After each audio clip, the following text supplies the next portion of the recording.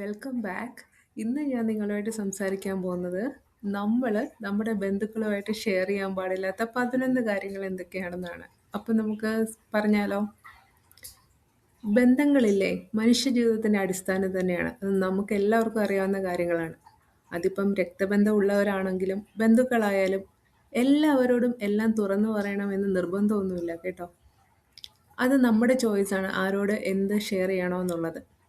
അമിതമായി തുറന്നു പറച്ചിൽ ശത്രുവിനേക്കാൾ വലിയ നാശം വരുത്തും. ഇന്ന് നമ്മളിൽ പലരും വേദന അനുഭവിക്കുന്നത് സ്വന്തക്കാരോടുള്ള അമിത വിശ്വാസത്തിൽ നിന്നുണ്ടായ സൈഡ് ഇഫക്റ്റ് കാരണമല്ലേ? ഒന്ന് ചിന്തിച്ചു നോക്കിയേ. ഒരു പക്ഷേ ഈ വീഡിയോ കാണുന്നതിൽ ആരെങ്കിലുമൊക്കെ ഉണ്ടാവും ആ കൂട്ടത്തിൽപ്പെട്ടവര്.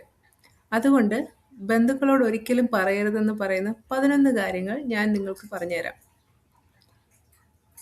ഫസ്റ്റ് വണ്ണാണേ, നിങ്ങളുടെ ദൗർബല്യങ്ങൾ. അതായത് നിങ്ങളുടെ ഭയം, പരാജയം, നിങ്ങൾക്ക് എന്ത് കാര്യത്തിലാണോ ആത്മവിശ്വാസക്കുറവുള്ളത്, നിങ്ങളെ പെട്ടെന്ന് മാനസികമായി തകർക്കുന്ന കാര്യങ്ങൾ. ഇതെല്ലാം ബന്ധുക്കളോട് തുറന്നു പറയുമ്പോൾ നിങ്ങൾ കരുതുന്നത് നിങ്ങളെ അവർ ആശ്വസിപ്പിക്കുന്നു എന്നാണ്. എന്നാൽ നിന്റെ ദൗർബല്യം അറിയുന്നവർ ഒരു നാൾ അതിനെ നിനക്കെതിരെ ആയുധമാക്കും. ഇതൊരു ലോകത്തിന്റെ സത്യമാണ് കേട്ടോ. ഇന്ന് സഹതാപത്തോടെ കേൾക്കുന്നവർ നാളെ അതേ കാര്യം നിന്റെ പിന്നിൽ നിന്ന് ചിരിച്ചു പറയാൻ സാധ്യതയുണ്ട്. അതുകൊണ്ട് ദൗർബല്യം നിങ്ങൾ ആരോടാണ് പങ്കുവെക്കുന്നതെന്ന് നിങ്ങൾക്ക് ശരിയായ ചിന്തയുണ്ടാവണം. രണ്ടാമത്തത്, നിങ്ങളുടെ ഭാവി പദ്ധതികൾ. നിങ്ങളുടെ വലിയ സ്വപ്നങ്ങൾ, ജീവിത ലക്ഷ്യങ്ങൾ, നിങ്ങൾ ചെയ്യാൻ പോകുന്ന കാര്യങ്ങൾ, ഇവ പൂർത്തിയാക്കുന്നതിന് മുൻപ് ബന്ധുക്കളോട് പറയരുത്. എല്ലാവരും നിങ്ങളെ പ്രോത്സാഹിപ്പിക്കില്ല. ചിലർ മൗനത്തിൽ അസൂയ വളർത്തിക്കൊണ്ടേയിരിക്കും. ചിലർ നിങ്ങളെ തളർത്താനും ശ്രമിക്കും. വിജയം സംസാരിക്കുന്നതിന് മുൻപ് മൗനം പാലിക്കുന്നവനാണ് ബുദ്ധിമാൻ. 3, നിങ്ങളുടെ സാമ്പത്തിക വിവരങ്ങൾ. അതായത് നിങ്ങൾ എത്ര സമ്പാദിക്കുന്നു, നിങ്ങൾക്ക് എത്ര കടമുണ്ട്, ബാങ്കിൽ എത്ര ബാലൻസ് ഉണ്ട്, നിങ്ങളുടെ ഭർത്താവിന് എത്ര സാലറി ഉണ്ട്, നിങ്ങൾക്ക് എത്ര സാലറി ഉണ്ട്, നിങ്ങളുടെ മക്കൾക്ക് എത്ര സാലറി ഉണ്ട്. ഇതെല്ലാം ബന്ധുക്കൾക്ക് അറിയേണ്ട ആവശ്യമില്ല. ഇത് പറഞ്ഞു തുടങ്ങിയാൽ ഉപദേശങ്ങൾ തുടങ്ങും, താരതമ്യങ്ങൾ തുടങ്ങും, അവസാനം ബഹുമാനം പോലും കുറയും. ധനം തുറന്നു പറയുന്നത് സ്വയം ക്ഷണിക്കുന്ന അപമാനമാണ്. 4, ദാമ്പത്യ പ്രശ്നങ്ങൾ. ഭർത്താവും ഭാര്യയും തമ്മിലുള്ള പ്രശ്നങ്ങൾ ബന്ധുക്കളോട് പറയുമ്പോൾ നിങ്ങൾ ആശ്വാസം തേടുകയാണ് ശരിക്കും ചെയ്യുന്നത്. എന്നാൽ ഓർമ്മിക്കുക, നിങ്ങൾ ആ പ്രശ്നം മറന്നാലും ബന്ധുക്കൾ ആ പ്രശ്നം മറക്കില്ല. ഇത് നിങ്ങളോട് സഹതാപം കാണിക്കുന്നവർ നാളെ നിങ്ങളുടെ ബന്ധത്തെ വിഷം ചേർത്ത് വിലയിരുത്തും. ദാമ്പത്യ ബന്ധങ്ങൾ ദമ്പതികൾക്കിടയിൽ തന്നെ പരിഹരിക്കുന്നതാണ് ബുദ്ധി. 5, നിങ്ങൾ ചെയ്ത നന്മകൾ. നിങ്ങൾ ആരെങ്കിലും സഹായിച്ചിട്ടുണ്ടോ, പണം കൊടുത്തിട്ടുണ്ടോ, സപ്പോർട്ട് ചെയ്തിട്ടുണ്ടോ? അതെല്ലാം മറ്റുള്ളവരോട് പറയേണ്ടതില്ല. പ്രശംസ തേടി ചെയ്യുന്ന നന്മ നന്മയല്ല. നിശബ്ദമായി ചെയ്യുന്ന നന്മയാണ് ഏറ്റവും മൂല്യമുള്ളത്. 6, നിങ്ങളുടെ അടുത്ത നീക്കം. അതായത് നിങ്ങൾ ഈ ജോലി വിട്ട് മറ്റൊരു ജോലിയിലേക്ക് മാറാൻ പോകുവാണോ? അല്ലെങ്കിൽ നിങ്ങളൊരു ബിസിനസ് തുടങ്ങാനോ മറ്റോ ആഗ്രഹിക്കുന്നുണ്ടോ?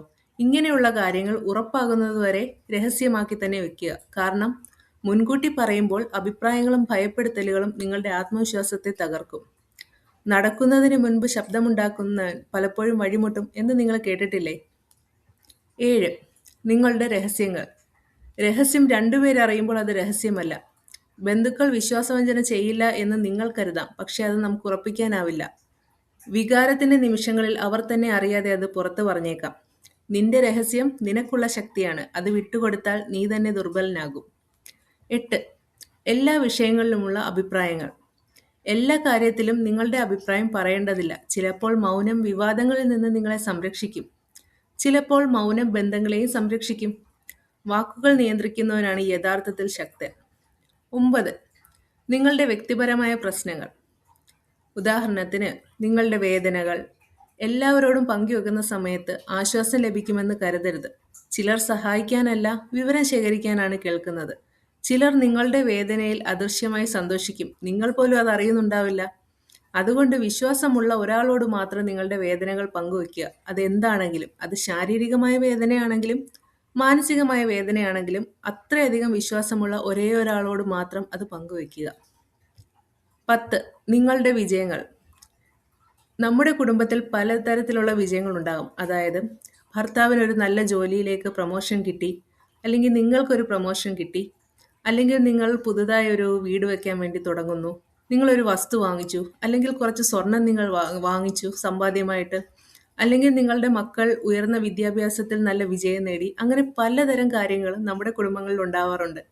വിജയം ആഘോഷിക്കാം, പക്ഷേ അത് മറ്റുള്ളവരെ അതിശയിപ്പിക്കുന്ന തരത്തിലാവരുത്. അമിതമായ പ്രകടനം അസൂയയെ ക്ഷണിക്കും. നമ്മൾക്കറിയില്ല ആരാണ് ശരിക്കും നമ്മളോട് ഇഷ്ടമുള്ളത്, ആത്മാർത്ഥതയുള്ളത് എന്നതൊക്കെ. അസൂയ ബന്ധങ്ങളെ നിശബ്ദമായി തകർക്കുന്ന ഒന്നാണ്. വിജയം മൗനത്തോടെ കൈവശം വെക്കുന്നവനാണ് ദീർഘകാലം ജയിക്കുന്നത്. 11. നിങ്ങളുടെ പ്ലാൻ ബി, അതായത് നിങ്ങളുടെ ബാക്കപ്പ് പ്ലാൻ ആരോടും പറയരുത്. അതറിയുന്നവർ നിങ്ങളുടെ പ്രധാന ശ്രമത്തെ ഗൗരവമായി എടുക്കില്ല. നിനക്ക് പിന്നിൽ വഴിയുണ്ടെന്ന് മറ്റുള്ളവർ അറിഞ്ഞാൽ അവർ നിന്റെ മുന്നിലെ വഴി തടയാൻ ശ്രമിക്കും. എല്ലാവരോടും എല്ലാം പറയുന്നവൻ ഒരു നാൾ എല്ലാം നഷ്ടപ്പെടുന്ന അവസ്ഥയിലെത്താൻ സാധ്യത കൂടുതലാണ്. ബന്ധങ്ങൾ വേണം, പക്ഷേ അതിനൊപ്പം നിങ്ങൾക്ക് ബുദ്ധിയും വേണം. ഇന്നത്തെ വീഡിയോ എല്ലാവർക്കും ഇഷ്ടപ്പെട്ടു എന്ന് ഞാൻ വിചാരിക്കുന്നു. ഇഷ്ടപ്പെട്ടെങ്കിൽ പ്ലീസ് ഒന്ന് സപ്പോർട്ട് ചെയ്യണേ. അടുത്ത വീഡിയോയിൽ കാണുന്നത് വരെ അസ്സലാമു അലൈക്കും വറഹ്മത്തുള്ളാഹി തആല വബറകാതുഹു.